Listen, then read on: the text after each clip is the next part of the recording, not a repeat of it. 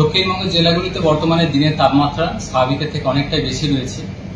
বিশেষ করে পশ্চিমের জেলাগুলো প্রায় 4 থেকে 6 ডিগ্রি মতো বেশি রয়েছে দিনের সর্বোচ্চ তাপমাত্রা।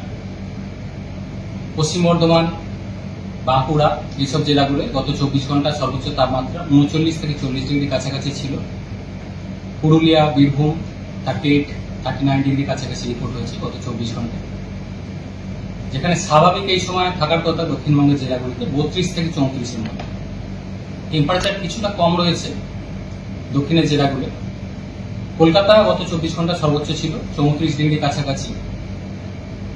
দমদম 37 ডিগ্রি কাছাকাছি ছিল গত 24 ঘন্টা। আগামী দুদিনে আরো 1 থেকে 2 ডিগ্রি মতো তাপমাত্রা বাড়ার সম্ভাবনা রয়েছে। তাপপ্রবাহের সতর্কতা থাকছে পশ্চিমের জেলাগুলি।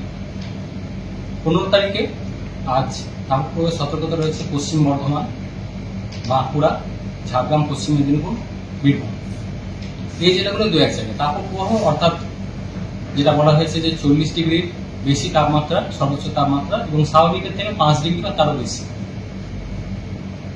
16-17 তারিখে নাগাদও এটা কন্টিনিউ করবে তাপপ্রবাহ। সেই সাথে 16-17 তারিখে দক্ষিণবঙ্গের অন্যান্য যে জেলাগুলো রয়েছে সেগুলোতেও যথেষ্ট গরম অস্বস্তিকর ওয়েদার কন্টিনিউ করবে। বেশিরভাগ জায়গাতেই তাপমাত্রা 37 ডিগ্রি বা তার থেকে বেশি থাকবে।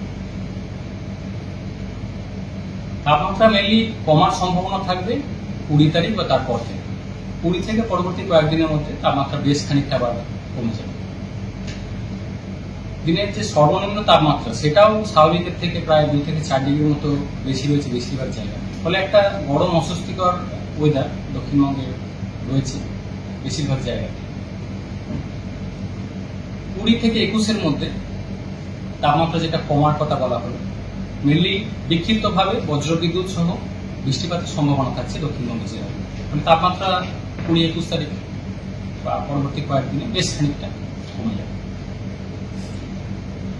উত্তরবঙ্গের জন্য তাপমাত্রা বেশিরভাগ জায়গাতেই স্বাভাবিকের কাছাকাছি রয়েছে, কিছুটা বেশি রয়েছে যেটা দক্ষিণবঙ্গের সংলগ্ন জেলাগুলো যেমন মালদা, দিনাজপুর এইসব জেলায়। উত্তরবঙ্গ তাপমাত্রা কিছুটা বাড়বে, তবে এতটা অস্বস্তিকর ওয়েদার সেরকম না। 2 থেকে 3 ডিগ্রি মতো তাপমাত্রা বাড়বে। তুলনামূলকভাবে বেশি থাকবে মালদা, দিনাজপুর এইসব জেলাগুলো 36-37 ডিগ্রি কাছাকাছি সর্বোচ্চ।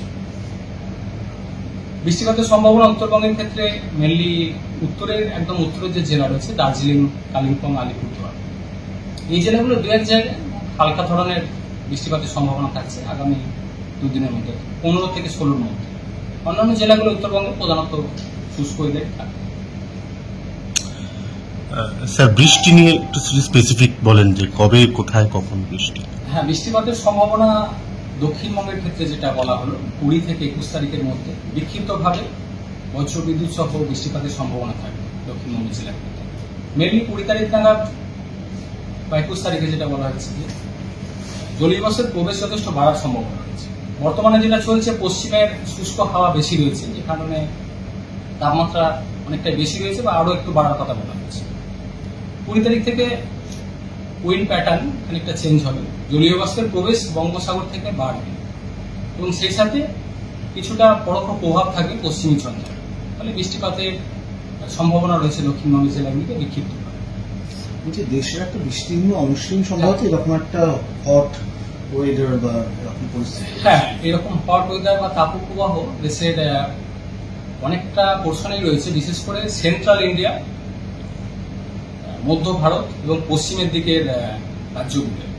রাজস্থান কিছুদিন ছিল, রাজস্থান কিছুটা কমেছে। বর্তমানে গুজরাট, মহারাষ্ট্র, মধ্যপ্রদেশ, ছত্তিশগড়, আমাদের সংলগ্ন যে উড়িষ্যা রয়েছে, ছত্তিশগড়, ঝাড়খণ্ড এইসব জায়গাগুলোতে টেম্পারেচার অনেক জায়গাতে 40-এর বেশি উঠেছে এবং আগামী কয়েকদিনও সেটা কন্টিনিউ করবে। যেহেতু আমাদের এরিয়াতে ড্রাই ওয়েস্টার্লি উইন্ড বেশি রয়েছে, অর্থাৎ পশ্চিমের যেসব জেলায় তাপপ্রবাহ অলরেডি চলছে সেখান থেকে ড্রাই এয়ার আমাদের এরিয়াতে প্রবেশ করছে বা আরো প্রবেশ করবে। ফলে টেম্পারেচার আমাদেরও আরেকটু বাড়বে 1 থেকে 2 ডিগ্রি।